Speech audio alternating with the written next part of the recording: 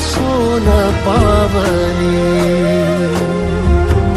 सगनाची रीत तू, खोप्यातली प्रीत तू, कवाचार पुण्याईचं तान तू.